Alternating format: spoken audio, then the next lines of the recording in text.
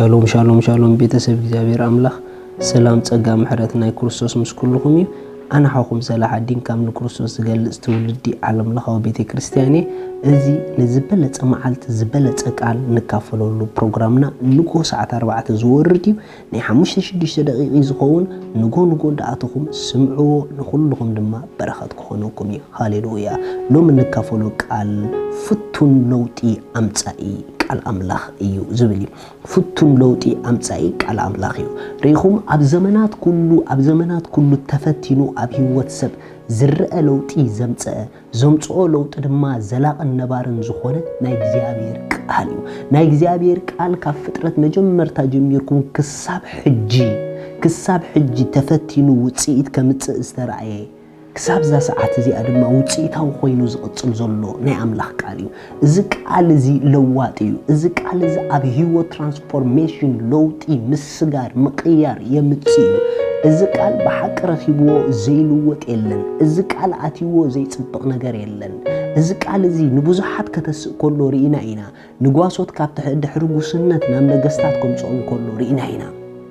እዚ ንገፈፍት ዓሳ ገፈፍት ሰብ ክገብሮን ከሎ ርኢና ኢና ንኣሳደቲ ሰበኽቲ ወንጌል ክገብር ከሎ ርኢና ኢና ንዓመጽቲ ኸጥዕ ከሎ ርኢና ኢና ንዝሞቱ ኸተስእ ከሎ ርኢና ኢና እዚ ቃል እዚ ኣብ ዘይሰርሐሉ ስፍራ የለን እዚ ቃል ንኔቸር ክእዝዝ ከሎ ርኢና ኢና ንንፋስ ክግስጽ ከሎ ርኢና ንማዕበል ጸጥ ከብል ከሎ ርኢና እዚ ቃል እዚ ኣብ ብዙሕ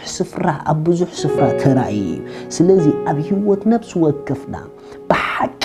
በትክክለኛ መንገድ እንተ መጽኢናሉ ከም ዘይነበርናዮ ገይሩ ዝሳግረናን ዝልውጠናን ቃል አምላኽ እዩ መጽሐፍ ክዛረብ ከሎ ዕብራውያን 4 ከምዚ ይብል ጥቕስ 12 ቃል አምላኽ ህያውን መስለጥን እዩ እሞ ካብ ክልተ ዝኣፉ ሰይፊ ዝበልሕ እዩ ነፍስን መንፈስን መፈላለይ አካላትን አንጉዕን ክሳዕ ዝፈላሊ ዝሰጥም ኣብ መሐላን ሓሳብ ልብን ከዓ ዝፈርድ እዩ ሪኹም ናይ እግዚአብሔር ቃል ኣብ ኩልንትናና ለውጢ የምጽእ እዩ ኣብ መንፈስና ኣብ ነፍስና ኣብ አካልና ካብ ውሽጢ ክሳዕ ደገ ብምልአት ለውጢ ኣብ ህይወት ከም ዝገዝእ ዝገብር ለውጢ ከም ዘምጽእ ዝገብር ወይ ድማ ንዓኻ ለዊጡ ለውጢ ፈጣሪ ዝገብረካ ናይ እግዚአብሔር ቃል እዩ እዚ ቃል እዚ አካል እዩ ማለት ቃል አምላኽ ፐርሰን እዩ ፍቓድ ስምዒት ሓሳብ ዘለዎ አካል እዩ አቅድሚ ዝቃል ደው ክትብል ከለኻ በሐቂ አቅድሚ ሓደ አካል ደው ኢልካ ከም ዘለኻ እናሓሰብካ ከተንብቦ እንተደኣ ጀሚርካ ማለት ነቲ ቃል ድምጭ ዓይነት ኣናብባን ልብን ሒዝካ እንተ ቀሪብካዮ ከም ዝነበርካዮ ኣይገብረካን እዩ እዚ ቃል እዚ ትሕት ዝብሉ ሰባት ብጣዕሚ ይድፈቱ ምኽንያቱ ዝዕበዩ ሰባት ባዕሉ ይማዓቶም ይተመሊሱ ነቶም ብትሕት ልቢ አቅድሚኡ ቀሪቦም ማዕዳደልዮም ክማዓዱ ዝመጹ ምዒድ የውጽኦም እዩ ይሲ ምኽሪ ዝደለዩ መኺር የውጽኦም ይሲ ለውጢ ዝደለዩ ለዊጥ የውጽኦም እዩ መንገዲ ዝደለዩ መንገዲ የርእዮም እዩ ስለዚ ነዚ ቃል እዚ በሐቂ ክምዕደና ክልውጠና ክሰርሐና ክቐርጸና እንተ ደኣ መጽኢናዮ ህይወትና ከም ዝነበሮ ኣይክኸውንን እዩ ምኽንያቱ እዚ ቃል እዚ ንብዙሕ ነገር ዝጠቅም ቃል እዩ ቃል አምላኽ ዘይልውጦም መንዮም እንተ ደኣ ኢልኩምኒ ነዚ ቃል ኣክንዲ ተምሃሮ ኮይኖም መምሃራን ኮይኖም ዝመጹ ሰባት ኣይልውጦምን እዩ ምኽንያቱ እዚ ቃል እዚ መምህርናይ ኩሉ ስለ ዝኾነ አቅድሚ ክትቀርብ ከለኻ ናይ ተምሃራይ ልቢ ይሓለኻ አቅድሚ ዝቃል ክትቀርብ ከለኻ ናይ ተማዓደ ልቢ ይሓለኻ አቅድሚ ዝቃል ክትቀርብ ከለኻ ናይ ተሰባኺ ልቢ ይሓለኻ አቅድሚ ዝቃል ክትቀርብ ከለኻ ካብቲ ቃል ከም እትቀበል ኮንካ ቅረቦ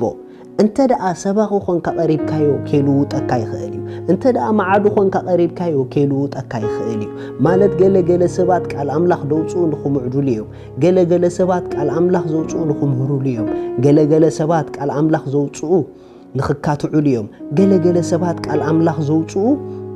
ካብኦም ሓሊፉ ንኻልእ ነገር ክገብሩሉ እዮም እቶም ሓቀኛታት ሰባት ግን ቃል አምላኽ ከንብቡ ከለዉ ንዕኦም ክዛረቦም ንዕኦም ክልውጦም ንዕኦም ክቕይሮም ከም ዝኽእል ኣሚኖም ኣቅድሚኡ ትሒቶም ዝቐርብዎ ሰባት እዞም ከምዚኦም ዓይነት ሰባት ግን ይልውጦም እዩ ሰበኽቲ ገይሩ የውፅኦም መዓቲ ገይሩ የውፅኦም መምሃራን ገይሩ የውፅኦም ሎማ ሓወይ ሎማ ሓፍተይ ኣቅድሚ ዝቓል ዓብይ ትኹን ነዚ ቃል ንእሽተይ ኮንካ ቁረቦ ትሑት ኮንካ ቁረቦ ክልውጠካ ቁረቦ ክምህረካ ቁረቦ ክሰርሐካ ቁረቦ እሱ ድማ እቲ ኣባኻ ክገብሮ ዘለዎ ክገብሮ እዩ ስለዚ ናይ እግዚኣብሔር ቃል ከነንብቦ ከለና ንልብና እዩ ዝርዮ ንኽንካትዐሉ ዲና ነንብቦ ዘለና ፈላጣት ክንበሃል ጥቕሲ ክንእክብ ዲና ነንብቦ ዘለና ክንምህር ዲና ነንብቦ ዘለና ወይስ ንርእስና ኢና ነንብቦ ዘለና ይርኤና እዩ ንርእስና ኢልና ተንቢብናዮ በዓና ክጅምር እዩ ንኻልኦት ኢልና ተንቢብናዮ ግን ንዓና ክሰግረና እዩ መጽሓፍ ቅዱስ ክዛረብ ከሎ ስለ ቃል ኣምላኽ ንብዙሕ ነገር ከም ዝጠቅም ይዛረብ ንብዙሕ ነገር ከም ዝጠቅም ይዛረብ እቲ ቃል ድማ ብዘሎ ኩሉ ኢልዎ መጽሓፍ ቅዱስ ብዘሎ ኩሉ ኢልዎ ስለዚ ናይ ብሓቂ ኣሕዋተይ ንህይወትና ክልውጥ ዝኽእል ተፈቲኑ ዝተራእየ ናይ እግዚአብሔር ቃል እዩ ናይ እግዚአብሔር ቃል ብትኽክል እንተደኣ ወሲድናዮ ከም ዝነበርናዮ ኣይንኸውንን ኢና ኢየሱስ ጎይታ እዩ መጽሐፍ ቅዱስ ክዛረብ ከሎ ኣብ ካልኣይ ጢሞቴዎስ ምዕራፍ 3 ካብ 16 ክሳብ 17 እቲ ናይ ኣምላኽ ሰብ ንሰናይ ግብሪ ዘበለ ፈጺሙ ተዳልዩ ፍጹም ምእንቲ ክኸውንሲ መንፈስ ኣምላኽ ዝነፈሶ ዘበለ ጽሑፍ ንትምህርቲ ንተግሳጽ ንምቕናዕ ንጽድቂ ዝኸውን ምዕዳብ ይጠቅም እዩ ርኢኹም ቃል ኣምላኽ ነዚ ኩሉ ይጠቅም እዩ ብሓቂ ነቲ ሰናይ ነገር ከዳልወናን ክልውጠናን ክምዕደናን ናይ ጽድቂ ጎደና ክትሕዘናን መንፈስ ኣምላኽ ዝነፈሶ ናይ እግዚአብሔር ቃል እዩ እዚ ቃል እዚ ንኽትመዓድ ንኽትስራሕ ንኽትዳሎ ንኽትህነጽ ኢልካ ዳ ኣንብቦ እምበር ንኽትሃንጽ ንኽትሰርሕ ጥራሕ ኢልካ ኣይተንብቦ እንተ ተሃኒጽካ ባዕሉ ትቃል ጽዋሕ ንግሆ ሃናጽ ክገብረካ እዩ እንተ ተማሂርካ ባዕሉ ትቃል መምህር ክገብረካ እዩ እንተ ተማዒድካ መዓደ ክገብረካ እዩ እንተ ተሰቢኽካሉ ሰባኺ ክገብረካ እዩ ቅድሚ ምስባኽካ በዚ ለዋጥ ቃል እስኻ ተለወጥ እሱ ባዕሉ ሽዑ ሰባኺ ገይሩ ኸውፀካ እዩ ኣምላኽ ይባርኽኩም ስለዚ ሎሚ ንጎይታና ኢየሱስ ክርስቶስ ኣብ ህይወትኩም ወሲንኩም ክትቀበልዎ እትደልዩ እታ ኣብኡ ዘላ ናይ ዘለዓለም ህይወት ክትቀበልዋ እትደልዩ እዛ ጸሎት እዚኣ ጸልዩ እግዚአብሔር ኣቦ ስለ ወድኻ ኢየሱስ ክርስቶስ የመስግነካ ኣለኹ يأمن الله ኢየሱስ ክርስቶስ ስለ ኃጢአተይ ከም ዝተሰቕለ እዳ ኃጢአተይ ከፊሉ ከም ዝፈጸሞ ስለይ ከም ዝሞተ ብሳልሰይቲ መዓልቲ ኣምላኽ ካብ ሞታት ከም ዘተንስኦ ኣብ የማን ኣምላኽ ከም ዝተቐመጠ ይኣምን ኣለኹ ኢየሱስ ክርስቶስ ናይ ህይወተይ ጎይታ እዩ ኢየሱስ ክርስቶስ ኣምላኸይ መድኃኒይ እዩ ካብዛ ሰዓት ንክርስቶስ ብምቕባለይ ሓድሽ ፍጥረት ውሉድ ኣምላኽ ኮይነ ኣለኹ